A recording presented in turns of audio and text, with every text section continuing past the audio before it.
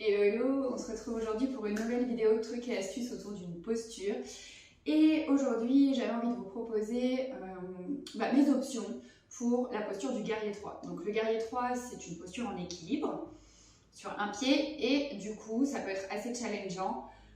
Déjà, de base, si on est quelqu'un qui n'a pas beaucoup d'équilibre, mais ça peut être aussi très challengeant quand on est fatigué.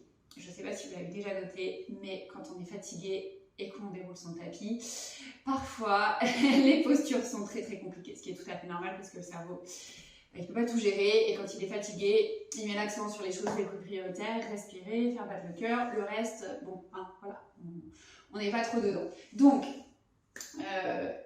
juste pour remettre un petit peu les choses dans leur contexte rapidement, cette posture du guerrier 3, surtout si vous débutez, histoire qu'on soit bien d'accord de quoi on parle, c'est donc cette posture d'équilibre où on va venir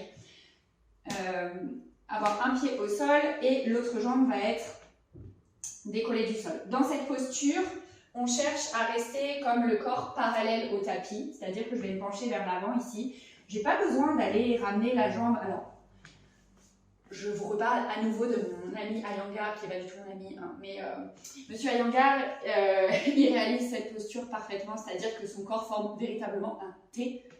Donc, c'est-à-dire qu'on a sa jambe de terre qui est très droite et le buste, les bras, la jambe qui est en l'air, ça fait vraiment une ligne horizontale parallèle au sol. Bon, ça, encore une fois, hein, on a déjà eu cette discussion avec une autre posture il y a quelques temps.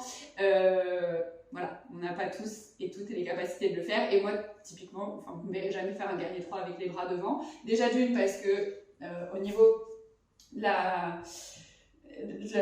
ce qu'on appelle l'ouverture d'épaule ici, pour moi, c'est très compliqué. Et du coup, vous voyez ici, quand je me mets comme les deux bras ici, je n'ai pas déjà vraiment une ligne verticale. Donc, je vous épargne le fait que quand je suis penchée vers l'avant et qu'en plus, au face là, j'ai ma jambe derrière, je ne fais jamais le guerrier 3 avec les bras devant. Sauf si le professeur me le demande en cours et que je me dis bah, allez, aujourd'hui je fais un effort, j'essaye, clairement c'est très compliqué. Donc déjà, rien que ça, au niveau des bras, on n'est clairement pas obligé de les tendre au-dessus de soi. On peut tout à fait garder les mains en prière. Ou si on veut avoir un équilibre aussi, on peut les mettre le long du corps. Ça marche très bien. Donc ça déjà, rien qu'au niveau des bras, on peut, donc si je me mettais dans le guerrier 3, je vais garder ma jambe de droite à terre et je vais lever ma jambe gauche. Donc vous voyez déjà probablement que la jambe gauche n'est pas du tout parallèle au sol, mais on s'en fiche un peu. Donc je me penche vers l'avant et donc au lieu d'avoir mes bras là, vers l'avant où vraiment c'est trop, enfin, pour moi c'est vraiment très challengeant. Je garde mes mains en prière, je peux mettre mes mains sur mes hanches aussi, ça me permet un peu aussi de sentir comment mon bassin se place dans la posture parce que on voit souvent le fait comme pour vouloir lever la jambe plus haut, on va légèrement ce qu'on appelle déhancher. Donc je vais le mettre de l'autre côté juste pour que vous puissiez voir. Mais en général, on fait un peu ça. Ça ressemble du coup à une demi-lune. On n'est plus dans la même posture.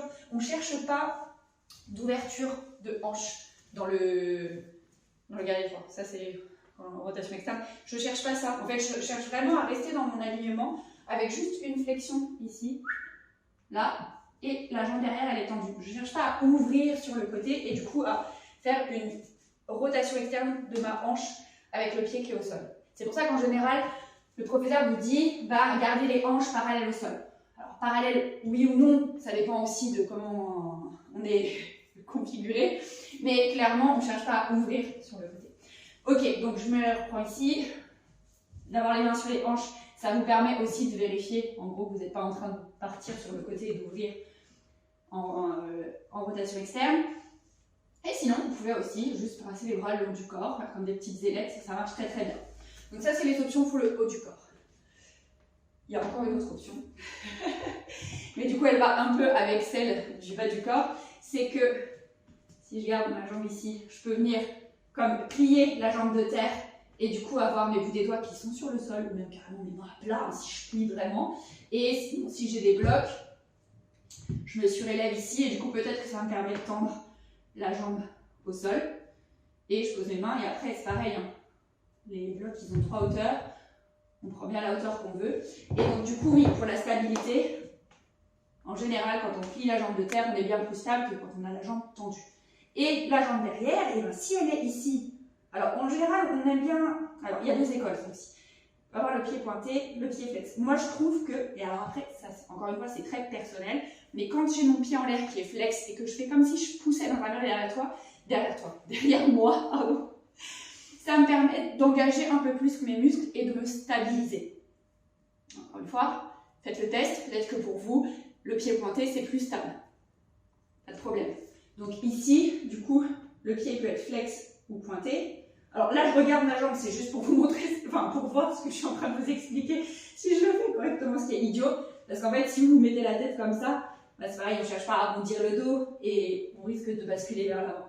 Donc le dos, il est plutôt allongé, et on a donc ou pied flex ou pied pointé. Et encore une fois, alors on ne cherche pas à emmener le pied trop haut, parce que du coup, sinon, on serait plutôt dans un standing split et on aurait une extension au niveau de la hanche, ce qui n'est pas ce qu'on cherche, et on veut vraiment rester un peu comme si on était droit et avec une seule jambe qui est fléchie. Enfin, au niveau de la hanche. C'est tout. C'est tout. Il n'y a pas... Enfin, voilà. Donc, du coup, le max, en gros, c'est ma jambe qui est à l'horizontale. Après, elle peut très bien être là. C'est aussi un guerrier 3. Enfin, je veux dire, ça, c'est un guerrier 3. Il n'y a pas de problème. Ça aussi. Donc, voilà. Ça, c'est les différentes options.